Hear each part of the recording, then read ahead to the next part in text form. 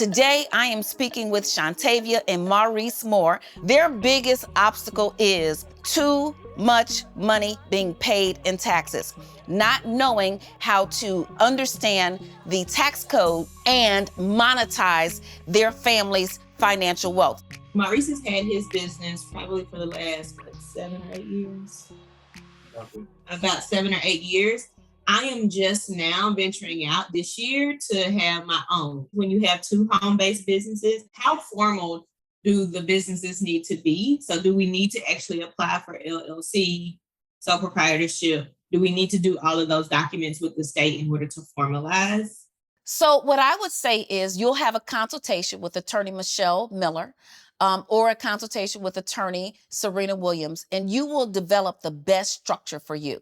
Okay. Mm-hmm. So most people, if you are going to sell hot dogs or popsicles or shoelaces or hey, I want to be in business today. Your sole proprietorship, you're self-employed, there is no paperwork to file. Okay. Mm-hmm. However, if you are doing more risky work, all right, or if you are in an industry that requires a high level of liability insurance, it will probably be in your best interest to establish an LLC so that you can have the protection of the corporate veil. Now, what comes along with that, and we'll talk about that in a whole nother episode of Building Wealth, but what comes along with that is responsibility. So I tell people, there are a whole lot of people running around with janky businesses, running around with LLCs with no corporate book, no resolutions, not understanding how to pay themselves and so on and so forth. So if you are doing, if you're in a network marketing company, if you are a notary public, if you drive for Uber,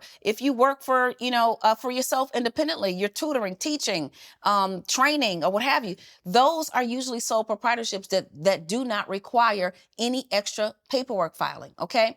But you want to sit down and have that consultation, and you want to make sure that you've dotted your I's and crossed your T's for the particular industry that you are in for your sole proprietorship. Does that make sense? Yes, ma'am. That's exactly what I was thinking. Excellent, excellent. Now, one thing that I will say, independent of whether or not you need to file any paperwork with the state, is you want to think about trademarking. And that's something that attorney Michelle Miller talks about in depth in this Building Wealth series so that you can protect that brand and ensure that your local brand in your state also has coverage and your protection, and you can build income streams on it across the rest of the country and even possibly the world. So trademarking would be the number one thing that I would say you'd want to investigate as relates to which paperwork you should file for your business.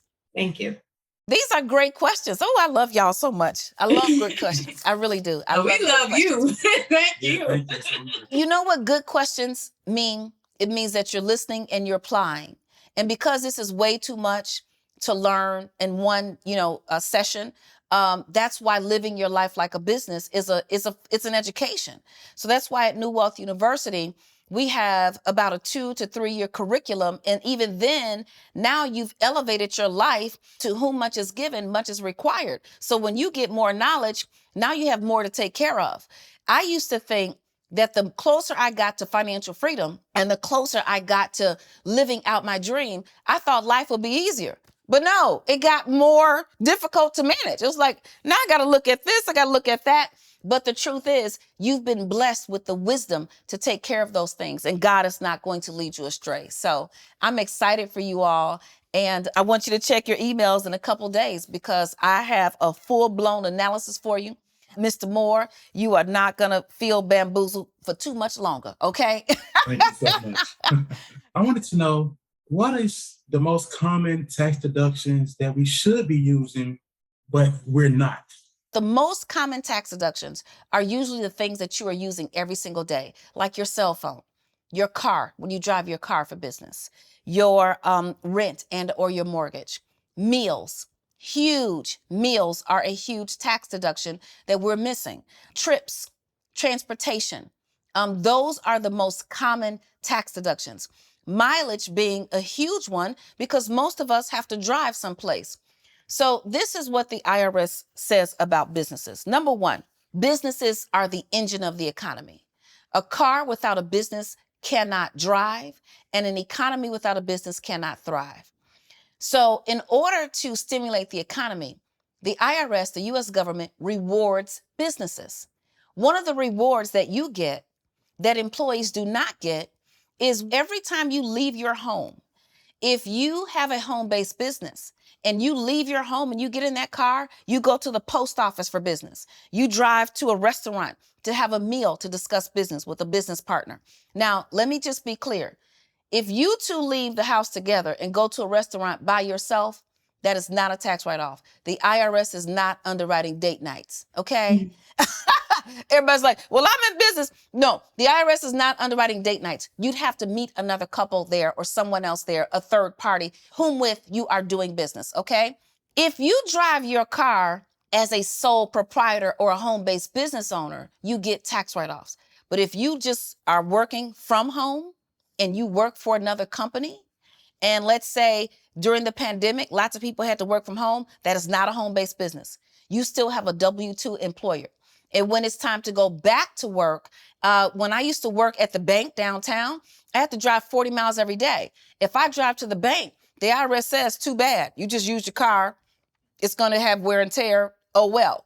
But if you actually meet somebody maybe a couple blocks away from your regular place of employment to discuss business, now you get to write off that mileage and you can walk the other 2 blocks to work or whatever you do.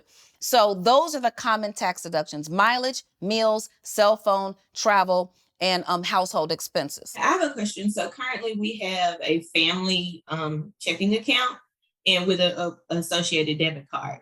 Are you suggesting that we also get a business card that we use all of our expenses that we're planning for deductions on the business card as opposed to our family debit? That's an excellent question. If you are a sole proprietor, you are not required to have a separate bank account. However, I do recommend it.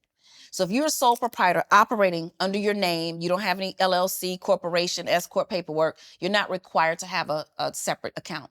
I do recommend it. And more banks are now allowing you to open a separate business account, even as a sole proprietor.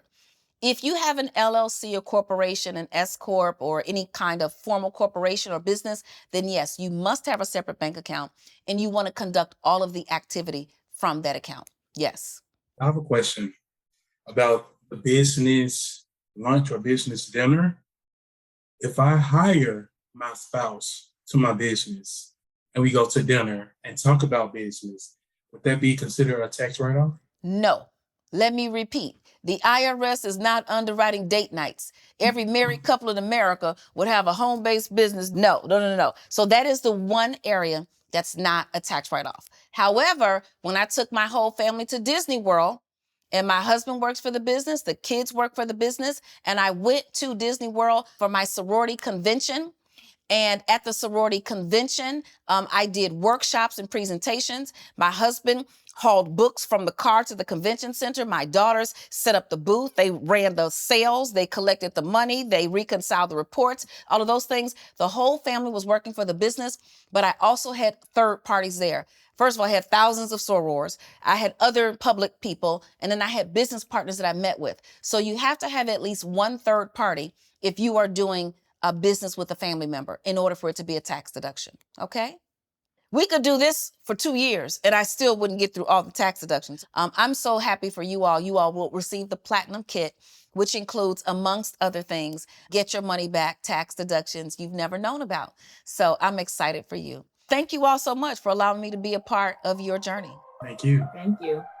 Okay, what an awesome time speaking to Shantavia about her situation that so many are facing. Why? Because the more money you make, the more the IRS will take. So what did we learn in this episode of Building Wealth? Number one, you have to track every single penny. Some say money talks, but I say money walks away from you quietly and you don't know where it went. So track every single dime.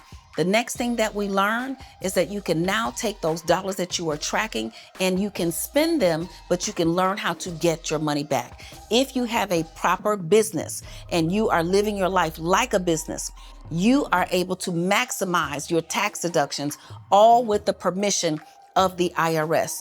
Number three, the most important thing, the IRS tax code is well over 70,000 pages long. So you must learn the rules of the game and then play the game by the rules. If you learn one tax deduction at a time that applies to your life, you too can get your money back. You can keep your money close and your deductions closer. Let's go. We are building wealth and we're doing it now.